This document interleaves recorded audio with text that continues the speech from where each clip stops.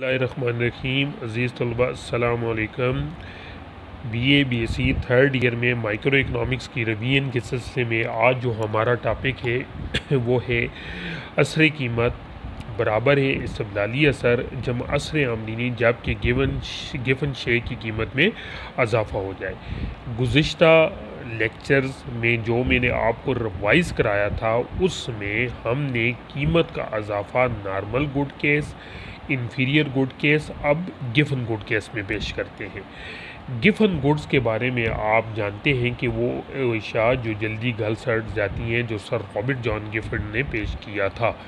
अब हम यहाँ पर ये देखते हैं कि गिवन गुड्स में जिस वक़्त उसकी कीमत में इजाफ़ा होता है तो सारिफ के तवाज़ुन के ऊपर क्या असरात मुरतब होते हैं, इसको दरज झेल गुशवारी की मदद से हम डिस्कस करते हैं।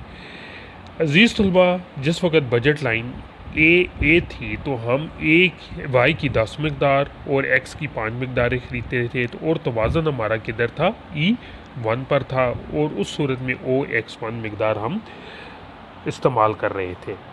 अब हमने टॉपिक के मुताबिक जैसे कि डिस्कस कर रहे हैं कि गिवन गुड्स की कीमत में कमी हो जाती है, इजाफ़ा हो जाता है।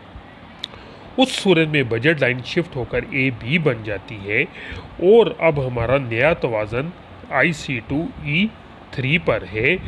अब यहाँ पर ये देखा जाता है कि जैसे ही हमारा तवाज़ुन E3 पर होता है तो हम X की X1 मकदार ख़रीदते हैं।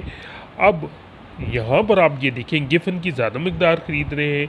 अब इस असर को यानी गिवन गुड्स में इजाफ़ा होने के असर को ज़ाइल करने के लिए AB के पैरेलल एक लाइन खींचते हैं जो कि CC है, जो पहले ही इंडिफरेंस कर्व को E2 पर इंटरसेक्ट करती है, जो इसके असर को ज़ाइल कर देती है। तो इससे हमारा तवाज़ुन किधर हो जाता है, E2 पर। अब हम इसकी X2 मकदार ख़रीद रहे हैं और इस तरह ये साबित होता है जो हमारे प्रीवियस लेक्चर है कि हम यहाँ पर पहले जिस वक्त नॉर्मल था तो इस E3 का रुझान ऊपर की तरफ था, इन्फीरियर में मिड में आ गया, गिवन में नीचे की तरफ चला गया।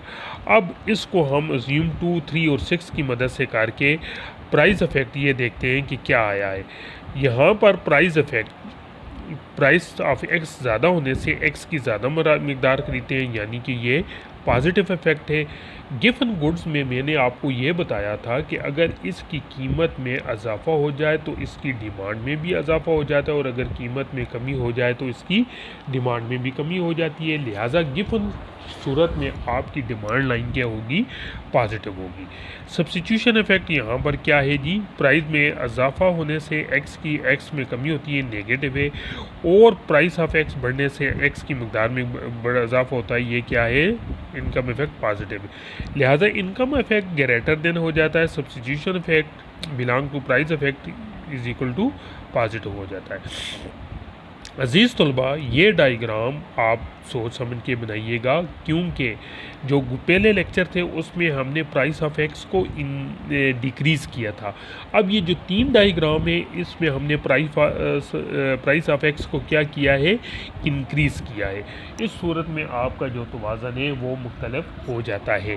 पहले हम E1 पर थे, फिर E3 पर चले गए, अब E2 पर चले गए। तो इस सूरत में आप ये देखते हैं कि आपके तवाज़ुन के ऊपर किस किस्म के असरात मुरतब होते हैं। इस किस्म की तरीके को अब हम कहते हैं सब्स्टिट्यूशन इफ़ेक्ट हो जाता है। अब अज़ीज़ तलबा, ये तीनों जो डायग्राम मैंने आपके सामने गुज़िश्ता लेक्चर में बयान किए थे, इसको आपने ज़हनशीन करना है और ये इफ़ेक्ट बताना है।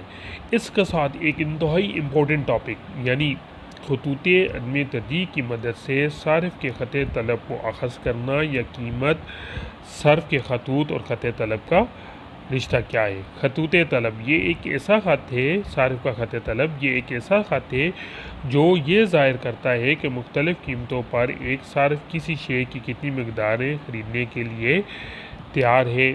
ख़त अदम तरजीह की मदद से किसी शे के लिए एक सार्फ का ख़त तलब अखज़ करते वक्त हम एक्स मेवर पर एक्स शे की इकाइयाँ और वाई मेवर पर वाई की इकाइयाँ शो करते हैं।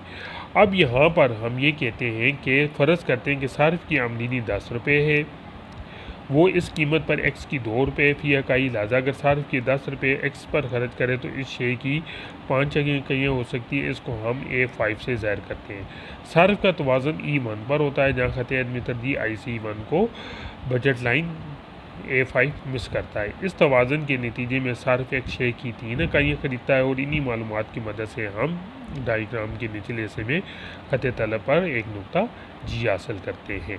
अब यहाँ पर X और ऊपर I A10 सूरत में हम Y की 10 इकाइयाँ ख़रीदते हैं और X2 पर हम 5 इकाइयाँ ख़रीद रहे हैं और हमारा तवाज़न E1 पर है।